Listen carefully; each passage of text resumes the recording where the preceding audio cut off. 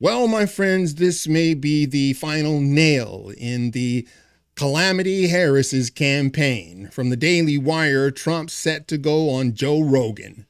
There is no word on whether Vice President Kamala Harris will make an appearance. I hope she does. I absolutely hope she agrees to it. Because I guarantee you what she's going to do is require a whole bunch of stipulations. You can't talk about this and we can't talk about that and we can't talk about the other. To wit, even then she's screwed. Why? Because Rogan's going to let everybody know. I invited her on, but she put all these parameters of stuff you couldn't talk about, and I don't do that here. I guarantee you, he's going to try to grill President Trump. But there's a dynamic happening here that I think you'll find interesting. Former President Donald Trump is expected to sit down for an interview with podcast giant Joe Rogan this week at his studio in Austin, Texas. Here's one of the biggest takeaways. These long form podcasts. Now, I'm not talking about, the Breakfast Club with, Charlemagne the fraud. I'm not talking about crap like that, because they're already kind of in the bag for calamity. So who really cares? I mean, that kind of format, this, we only talk about black people. We're only for black people. Black people. It's like, that's not going to move the needle. A Joe Rogan moves the needle. Like, all of these other podcasts, these long form podcasts that President Trump has been engaging in, that actually moves the needle. It gets to a group that's never experienced.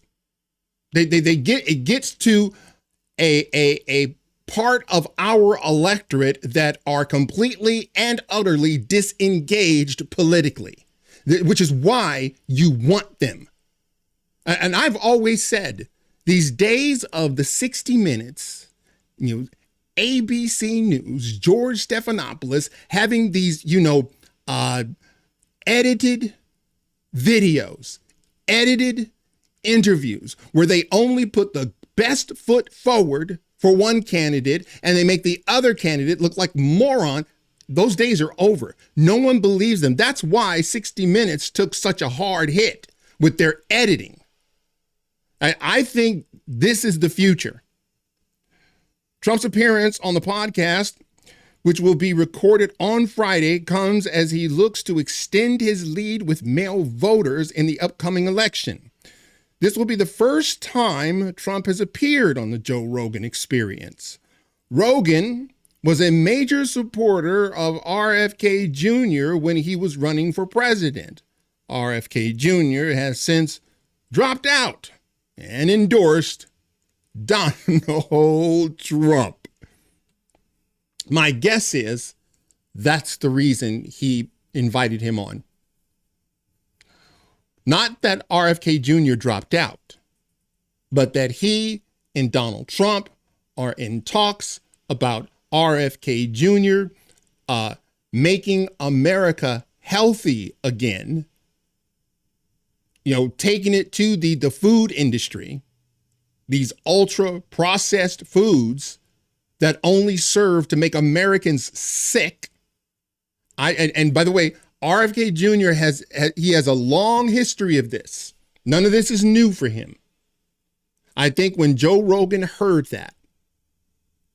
that he will be in Trump's administration, hey, that's probably about as the best you're going to get. Why? Because Democrats will not allow him. They didn't even allow him on the debate stage. They did everything they could because it's kind of amazing. The Kennedys have always been Democrats. But the Democrats, by the way, it's not just him. It's Tulsi Gabbard.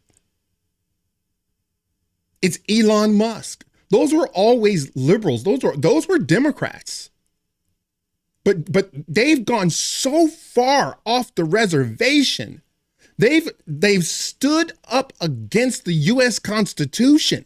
It's like I can't believe that people will actually, with proud inflection, call themselves a Democrat. Both Trump and Rogan have a mutual ally in ex-owner Elon Musk, who has gone on on trying to help Trump win the election. That's another one. Elon Musk now gets on board promoting Donald Trump. And Elon Musk and Joe Rogan have been besties. Musk said earlier this month that Trump appearing on Rogan's podcast before the election will happen. Look, I heard about it. I didn't even report on it because who knows? Apparently, this is it. This is it. And I think this is, I believe this is a game changer. Because what Joe Rogan gets, number one, he's the biggest podcast worldwide, right? The one thing it does is it engages a group of people that are politically don't give a crap. I don't know that they go out and vote, but you're talking about a group of people that don't give a crap, Republican or Democrat. They don't care. Don't have time for it. These are part of our electorate that are, for the most part, not engaged politically. And if for those of you who haven't heard a Joe Rogan Experience podcast, he talks about everything. He talks to everyone. He had, Facebook CEO, and then he'll have Ben Shapiro. That's what he does. He'll have Elon Musk and some, meditation guru. And my guess is there will be no holds barred. And all the only thing Donald Trump has to do is be Donald Trump. It's interesting. They said that he cleared his calendar. Trump has cleared his calendar, almost kind of preparing for what is really not an interview, but a conversation. This is why it's so damning. If you're not prepared, that's why it's so damning. Joe Rogan would have on Alex Jones, and he would say, "Wait a minute, Alex, you said this, and this is crazy, and this, and Alex would go, "Okay, well, look it up." And then, of course, when he looks it up, Alex Jones was right.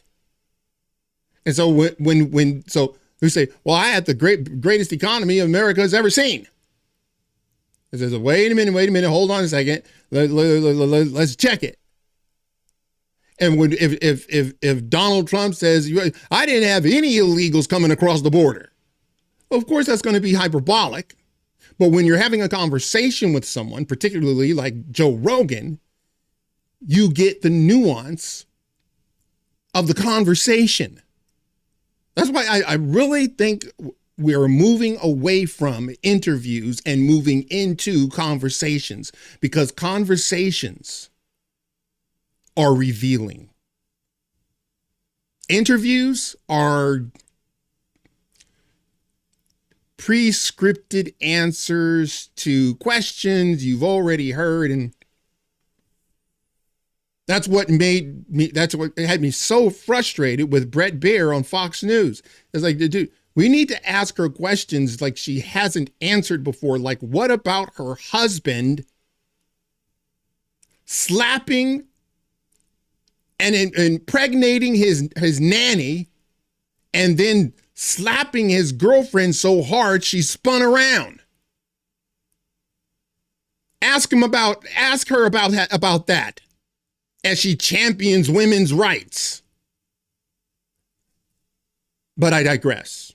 I believe a conversation is going to start replacing these scripted interviews, particularly with mainstream media. When you already know that Dana Bash is in the bag for Kamala. So I think this is good. I really don't see a downside. If you see a downside, please let me know. But I don't see a downside to this. I think this is brilliant. And as I said at the outset, this is probably the final nail in the coffin, the campaign of Calamity Harris. All right, that's it for now. If you like this video, smash that like button and subscribe. And if you're following me on Rumble, please press that follow button. And until the next time, God bless.